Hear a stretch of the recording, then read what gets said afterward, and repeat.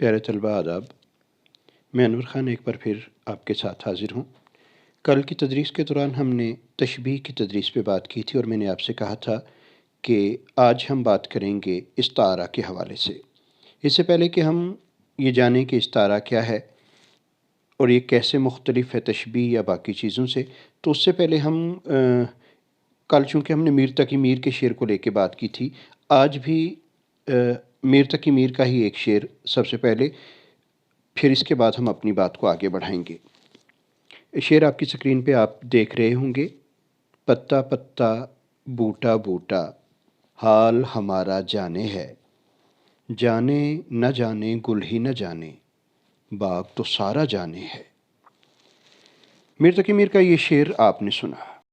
कल हमने जब बात की थी तशबीह की, तो हमने ये देखा था कि तशबीह उन दो चीज़ों का मुवाज़ना होता है और दोनों आमने सामने मौजूद होती हैं, यानी कि जिसको जिसके साथ तशबीह दी जा रही है वो मौजूद ज़रूर रहती है।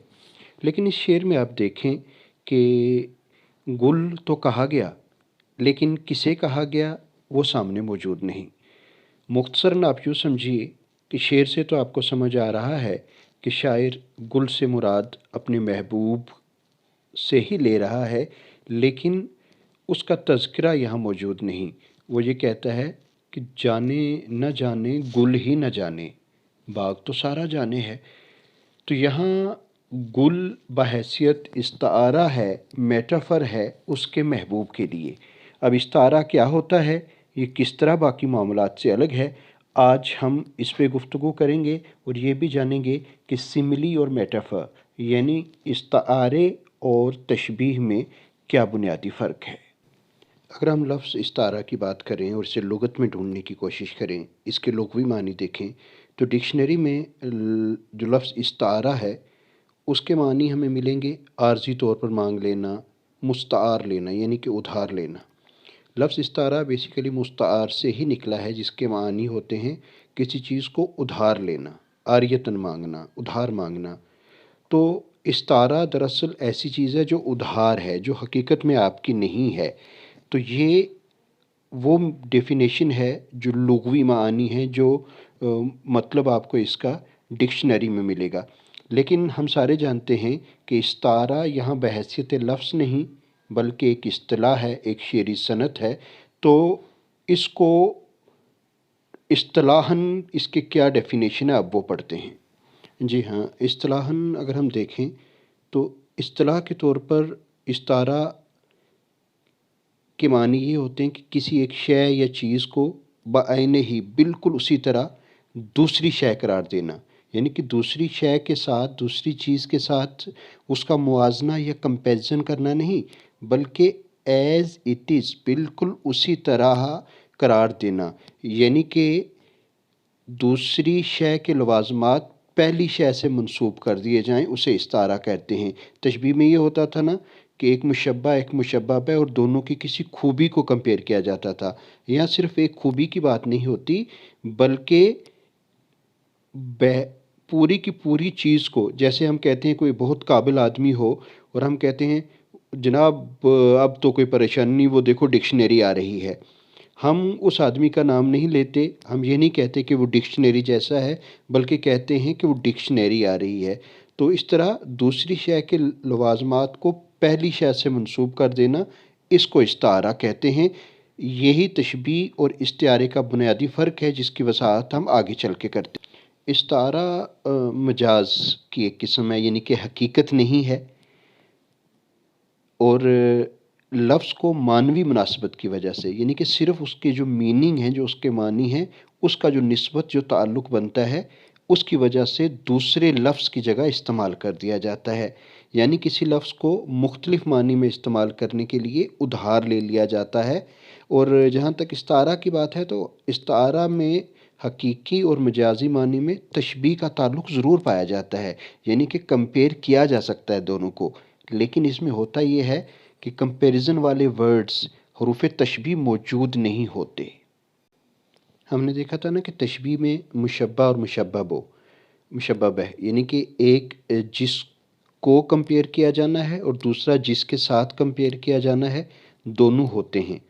पंखड़ी एक गुलाब की सी है, लब بھی ہے گلاب بھی ہے، لیکن استعارے میں کیا ہوتا ہے کہ مشبہ بہ یعنی کہ جس کے ساتھ کمپیئر کیا جانا ہے اسی کو مشبہ تصور کر لیا جا رہا ہے، یعنی کہ لب کو پھول جیسا نہیں کہا جاتا بلکہ لب کو پھول مان لیا جاتا ہے اور پھول ہی کہا جاتا ہے، اور جو مشبہ بہ کی جتنی صفات ہیں مشبہ کے ساتھ ان کو منسوب یا ریلیٹ کر دیا جاتا ہے، یعنی کہ تشبیہ میں دونوں چیزیں موجود ہوتی ہیں، استعارہ اس لیے مشکل ہے کہ اس میں صرف ایک چیز ہوتی ہے۔ استعارہ اور تشبیہ میں یہی فرق ہے کہ تشبیہ میں حرف تشبیہ کا ہونا لازمی ہے کہ یہ لب گلاب جیسا ہے، جیسا لفظ آ گیا، لیکن استعارہ میں یہ ہونا ضروری نہیں ہے۔ ہم یہ نہیں کہتے کہ اکبر شیر کی طرح بہادر ہے، بلکہ ہم سیدھا کہہ دیتے ہیں اکبر شیر ہے، تو اس سے اس کی بہادری کا تعلق پتہ چل جاتا ہے۔ تو استعارے میں حرف تشبیہ نہیں ہوتا، جبکہ تشبیہ اور استعارے کا یہی بنیادی فرق ہے کہ آپ کو صرف ایک لفظ سے اس کے مجازی معانی تک پہنچنا ہوتا ہے، حقیقی تک نہیں۔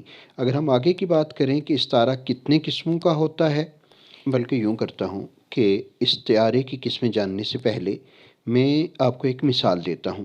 ایک بڑا مشہور گیت تھا، میرا چاند مجھے آیا ہے نظر، اے رات ذرا تھم تھم کے گزر۔ اس میں آپ سمجھتے ہیں کہ چاند سے مراد کیا ہے۔ ذکر نہیں کیا گیا ہے کہ چاند کسے کہا جا رہا ہے، لیکن ہم خود اس بات کا اندازہ لگا لیتے ہیں کہ شاعر کی مراد اپنے محبوب سے ہے کہ اسے اس کا محبوب نظر آ گیا ہے۔ بشیر بدر صاحب نے بھی کہا تھا نا کہ وہ غزل والوں کا اسلوب سمجھتے ہوں گے، چاند کہتے ہیں کسے خوب سمجھتے ہوں گے۔ تو یہی بات ہے کہ استعارہ میں صرف ایک لفظ کہہ دیا جاتا ہے اور کس کے ساتھ اس کو کمپیئر کیا جا رہا ہے یا کس سے اس کا تعلق ہے یہ نہیں بتایا جاتا۔ یہ قاری تک ہوتا ہے کہ اس لفظ کی جو خاصیت ہے اس کو ذہن میں رکھتے ہوئے وہ مقصد تک یا میننگ تک پہنچے۔ اب ہم بات کریں گے استعارے کی قسموں کی۔ استعارہ عموماً اس کی دو قسمیں مانی جاتی ہیں جو سادہ سی ہیں اور آپ کی سطح کی یعنی کہ 12ویں کی سطح تک کے لیے اتنا کافی ہے۔ پہلا ہے استعارہ بالتصریح، تصریح یعنی صراحت کے ساتھ، کلیئرلی جو بتا دے بات کو، وہ استعارہ وہ کیا ہوتا ہے جس میں فقط مشبہ بہ کا ذکر کریں، مثلا چاند کہیں اور معشوق مراد لیں، جیسا میں نے آپ کو ابھی سمجھایا۔ دوسری قسم کون سی ہوتی ہے استعارے کی؟ دوسری قسم ہے استعارہ بالکنایہ۔ پہلا بالتصریح تھا وضاحت کے ساتھ، لیکن دوسرا کنایتن ہے، اشارے میں ہے، جس میں صرف مشبہ کا ذکر ہو، مثلا موت کے پنجے سے چھوٹ کے آیا جی۔ اب یہاں موت کے پنجے کو کس سے یادی ہے؟ پنجہ، تو پنجہ درندوں کا ہوتا ہے کہ موت درندے سے استعارہ بالکنایہ ہے اور لفظ پنجہ اس کا ایک قرینہ ہے۔ اب استعارے کے ارکان جاننے سے پہلے میں چاہوں گا کہ ہم ایک مثال اور دیکھ لیں جس سے ہمیں بات واضح ہو جائے گی۔ اگر کوئی ماں اپنے بچے سے یہ کہے کہ میرا چاند آ گیا، اب دیکھیں جملے میں بچے کو چاند سے تشبیہ دی گئی ہے لیکن حرف تشبیہ موجود نہیں ہے، یعنی ماں نے یہ نہیں کہا کہ دیکھو میرا بیٹا چاند جیسا خوبصورت ہے، اس نے صرف بچے کا نام بھی نہیں لیا اور یہ کہا میرا چاند آ گیا، اور ہمیں یہ سمجھ آ گئی کہ وہ بچے کو چاند جیسا خوبصورت کہہ رہی ہے۔ اس میں حرف تشبیہ موجود نہیں ہے، اور پھر کیا ہے، چاند کو حقیقی معنوں میں استعمال نہیں کیا گیا۔ چاند کے حقیقی معنی کیا ہے؟ ایک سیارچہ ہے جو زمین کے ارد گرد گھومتا ہے، تو بچے سے اس کی وہ مراد نہیں تھی، اس کی مراد چاند کے جو مجازی معنی ہیں خوبصورتی کے وہ تھے۔ تو تشبیہ کے اس انداز کو استعارہ کہتے ہیں، یعنی کہ استعارے میں حقیقی معنی کے بجائے مجازی معنی لیے جاتے ہیں، مشبہ اور مشبہ میں سے ایک موجود ہوتا ہے اور حرف تشبیہ جو ہے وہ موجود نہیں ہوتا۔ اب امید ہے کہ آپ کو کافی حد تک استعارہ سمجھ آیا ہوگا۔ اب ہم استعارے کے ارکان کی بات کرتے ہیں۔ تشبیہ کے 5 ارکان تھے، ہم نے کل پڑھا تھا، یقیناً آپ کو یاد ہے۔ تو آج ہم استعارے کے 3 ارکان پڑھیں گے۔ اس کا پہلا رکن ہے مستعار لہ۔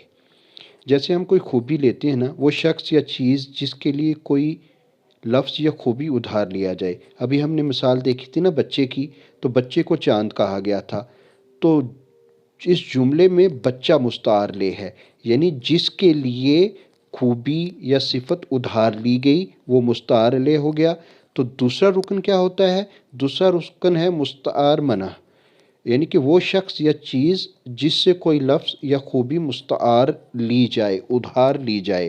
اوپر کی مثال میں چاند مستعار منع ہے، اور مستعار منع اور مستعار لے کو طرفین استعارہ بھی کہتے ہیں، کہ استعارے کی دونوں سائڈ، کس کی خوبی کس کے لیے لی۔ اب وجہ جامع جو ہے یہ تیسرا رکن بنتا ہے استعارے کا۔ یہ کیا ہے؟ مستعار لے، یعنی کہ جس کے لیے خوبی لی گئی، اور مستعار منع جس سے خوبی لی گئی، میں جو وصف اور خوبی مشترک ہو، یعنی کہ ایک جیسی ہو، اسے وجہ جامع کہتے ہیں۔ مذکورہ والا مثال میں بچے اور چاند میں خوبصورتی ایک کامن چیز تھی، تو یہ تیسرا رکن ہوا ہمارے استعارے کا، جسے وجہ جامع کہا جاتا ہے۔ اب استعارہ کی کچھ مثالیں دیکھتے ہیں شاعری میں۔ ایک مثال جو سب سے پہلے ہم نے لی تھی، پتا پتا بوٹا بوٹا حال ہمارا جانے ہے، جانے نہ جانے گل ہی نہ جانے، باغ تو سارا جانے ہے۔ اس شعر میں مستعار لے محبوب ہے، یعنی کہ جس کے لیے خوبی ادھار لی گئی ہے، اور مستعار منع گل ہے، یعنی کہ پھول کی خوبصورتی اس کے لیے لی گئی ہے، اور وجہ جامع دونوں کی خوبصورتی ہے۔ یہ استعارہ کی ایک مثال ہوئی۔ دوسری مثال دیکھیں، پلکوں سے گر نہ جائیں یہ موتی سنبھال لو، پلکوں سے گر نہ جائیں یہ موتی سنبھال لو، دنیا کے پاس دیکھنے والی نظر کہاں۔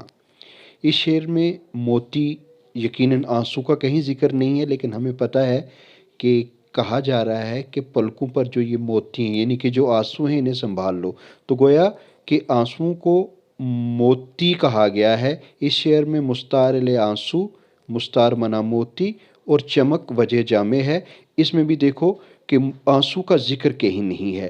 تو اب ہم کیا کرتے ہیں کہ آخر میں اعادہ کرنے کے لیے، ریکیپٹولیٹ کرنے کے لیے، ہم تشبیہ اور استعارے میں کیا فرق ہے اس پہ بات کرتے ہیں۔ تشبیہ حقیقی ہوتی ہے، استعارہ مجازی ہوتا ہے۔ تشبیہ میں دونوں چیزیں ہوتی ہیں، استعارے میں ایک چیز ہوتی ہے۔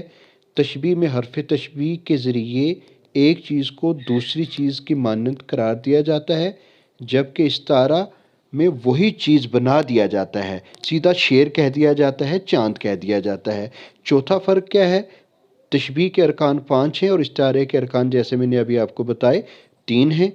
تشبیہ علم بیان کی ابتدائی شکل ہے، اور استعارہ اس کی ایک بلیغ، تھوڑی مشکل شکل ہے۔ تو یہ تھا ہمارا آج کا موضوع۔ اگلے موضوع میں ہم بات کریں گے صنعت تلمیح کے بارے میں، کہ تلمیح کیا ہوتی ہے۔ یہ ہمارا کل کا جو لیسن ہے اس میں بات کی جائے گی۔ آج کے لیے بس اتنا ہی۔ اپنا خیال رکھیے گا، اپنی تعلیم پر توجہ دیجیے گا، اور وقت کا بھرپور فائدہ لینے کی کوشش کیجیے گا۔ اسی کے ساتھ اب مجھے اجازت دیجیے، اگلے لیسن کے ساتھ جس میں ہم تلمیح، یعنی کہ جسے انگریزی میں الوژن کہا جاتا ہے، اس کے بارے میں بات کریں گے۔ تب تک کے لیے خدا حافظ۔